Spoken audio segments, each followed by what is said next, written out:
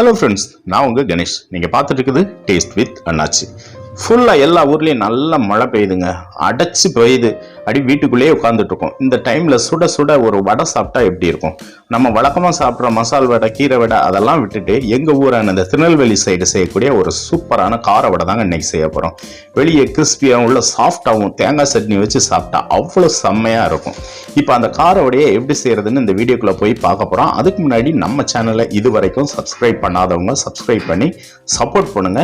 இன்னைக்கு இந்த சூப்பரான திருநெல்வேலி கார வடையை எப்படி செய்யலான்ட்டு இப்போ வீடியோக்குள்ளே போய் பார்க்கலாம் வாங்க.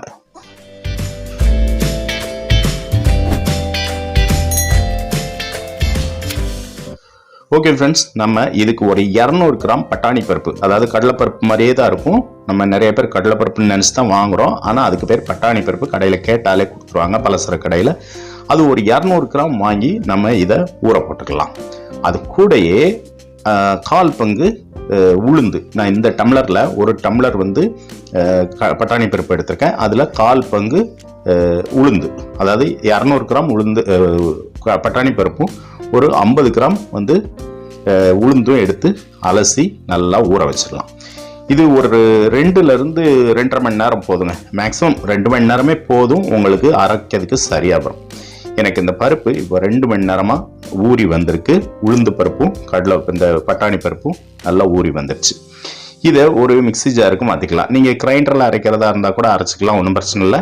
இப்போ நான் மிக்சி ஜாரில் தான் அரைக்கிறேன். மிக்சி ஜாரில் போட்டு ஒரு ரவை பதத்துக்கு, அதாவது தொட்டு பார்த்தா இந்த நம்ம தோசைக்கு அரைக்கும் போது அரிசி நொரன்னு இருக்கும் பாருங்க, அந்த பதத்துக்கு அரைச்சிக்கோங்க. ரொம்ப தண்ணி விட்டு அரைச்சிடாதீங்க. நம்ம கையில் எடுத்தால் அந்த உருண்டையாக வரணும், அந்த அளவுக்கு பதத்தில் எடுத்துக்கோங்க. இப்போது ஒரு 2 டேபிள் ஸ்பூன் அளவுக்கு அரிசி மாவு போட்டுக்கோங்க.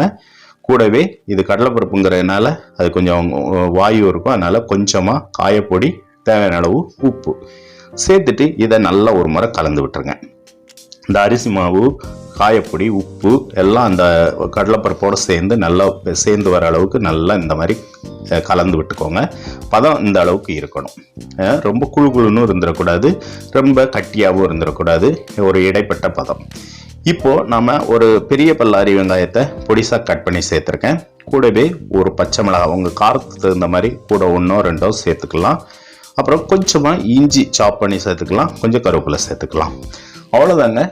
இதை நல்லா ஒரு முறை கலந்து விட்டுருங்க. வெங்காயம், கருவேப்பிலை, இஞ்சி, மிளகாய் எல்லாமே இந்த மாவோட நல்லா கலந்து வரணும். அரிசி மாவு 2 டேபிள் ஸ்பூனுக்கு மேலே சேர்த்துறாதீங்க, அப்புறம் ஒரு மாதிரி ரப்பர் மாதிரி ஆயிரும். அதனால் கவனமாக 2 டேபிள் ஸ்பூன், அதே 200 கிராம் பட்டாணி பருப்புக்கு 2 டேபிள் ஸ்பூன் அளவுக்கு போதும். இப்போது எண்ணெய் காய வச்சு நம்ம இந்த மாவை அப்படியே உருட்டி போடலாம். ஒரு ஷேப்பாக இருக்கணும்னு அவசியம் இல்லை, அப்படியே எடுத்து நீங்கள் அப்படியே போட்டிங்கன்னா போதும். அதுதான் அந்த காரை விட நல்லா உங்கள் தேவையான சைஸு நீங்கள் போட்டுக்கலாம். இப்போது எண்ணெயில் போட்டு மீடியம் ஃப்ளேம்லேயே இருக்கட்டும். ஒரு பக்கம் லைட்டாக இருந்ததும் அப்படியே பரட்டி விட்டிங்கன்னா அதே மிதந்து அப்படியே பரண்டு வந்துக்கிட்டே இருக்கும்.